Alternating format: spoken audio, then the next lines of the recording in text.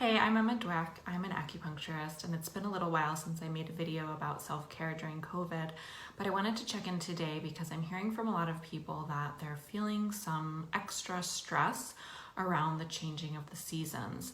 And because Chinese medicine is really based completely on the laws of nature and has a lot to do with living in harmony with the seasons, I just wanted to make a short video about the season that we're in now and how your health and wellness might be affected, especially during this crazy time that we're in of the COVID-19 pandemic. So in Chinese medicine, there are actually 5 seasons.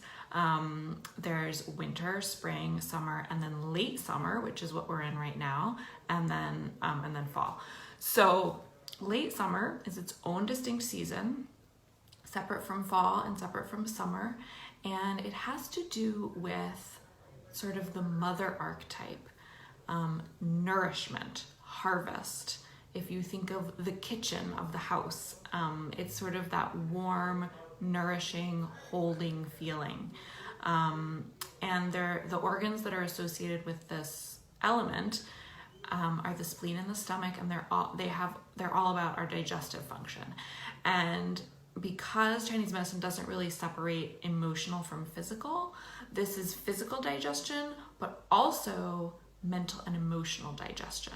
So how are you taking in the world? How are you taking in your breakfast, and how are you digesting your breakfast? But also, how are you taking in the world around you, your relationships, your work, the world at large, the political situation, whatever it is.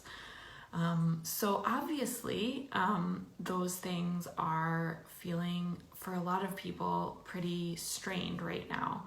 And it might be manifesting in a lot of different ways. Some people are actually having a lot of digestive issues, worry, stress, anxiety, that can then cause, nausea, indigestion, issues with bowels, etc., etc.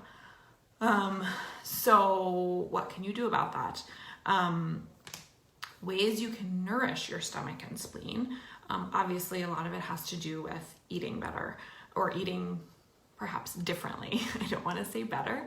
And the things that really stress out the spleen especially are all of the foods that you usually are hearing are not good for you. So sugar, dairy, refined carbs.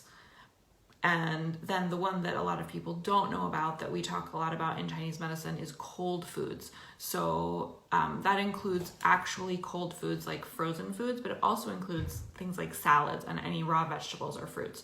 So especially as the weather's getting a little bit colder, we actually want to just start eating more and more cooked whole foods. Foods that are especially excellent in this season are things like carrots, sweet potatoes, squash, the yellow and orange vegetables, cooked whole grains, and then as we move into the fall, more of the warming spices, ginger, garlic, etc. So moving away from the salads and more into sort of soup and stew season might be helpful. The other thing to understand is that, like I said before, this isn't just physical digestion. This is mental and emotional digestion. So really keeping an eye on what you're taking in and when, and how it's affecting you. I think that the fact that so many people are isolated right now really makes for a lot of rumination, which is an issue often with the earth element and the late summer season that we're in. People can sort of get stuck on an idea or a worry and sort of get really caught up in ideas. And because we're not seeing people and spending time with people in the ways that we're used to, a lot of people are at home, they're reading the news, they're taking it in sort of a more intense way. And it can be really detrimental to your energy, to, again, your digestion, and to your mental health. So just to keep an eye on that. And especially if you're actually eating, a lot of people eat in front of the TV, they're watching the news, they're scrolling Facebook. Sometimes people are scrolling Facebook and watching the news. That's just sort of an onslaught for your spleen and stomach. And it's really going to be detrimental, especially if you're struggling during this time. Okay, so then the other thing I wanted to talk about is that there's archetypes, and the spleen and the stomach and late summer and the earth element have to do with the mother archetype, which is the archetype of nourishment, right?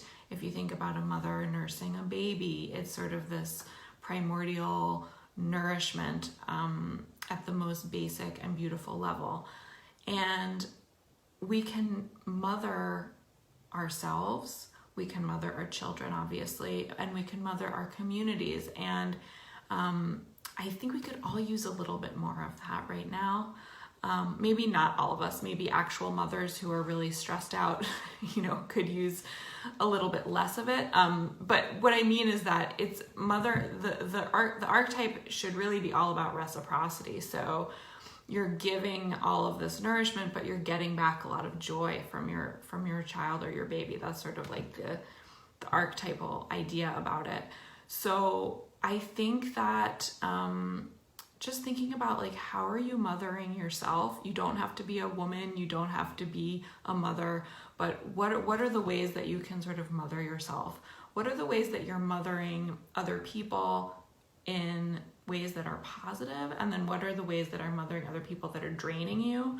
And I'm sure those are quite different things. And then how are we nurturing our communities? And how are we getting nourishment back from our communities? And again, going back to like, what are we taking in? Are we taking in inspiring, beautiful, nourishing things? Or are we taking in a lot of news that may be triggering fear and difficulty in our minds and bodies? So those are just some things to think about this transition into fall that we're seeing right now. And the last thing that I wanted to say is that this is naturally a time when things start to slow down in nature. So you have this busyness of summer. You think of all the plants growing and the flowers and how beautiful everything is, and it's bright and it's vibrant. And as fall starts, things just naturally start to slow down. Things start to die. We're already seeing yellow and orange leaves on the trees. And so it's a natural sort of going inwards. And in our culture, we do the opposite. Everybody goes back to school. It's this very intense time. Everyone has to sort of get back into these very scheduled rhythms. And there's often a lot more activity instead of a lot less activity.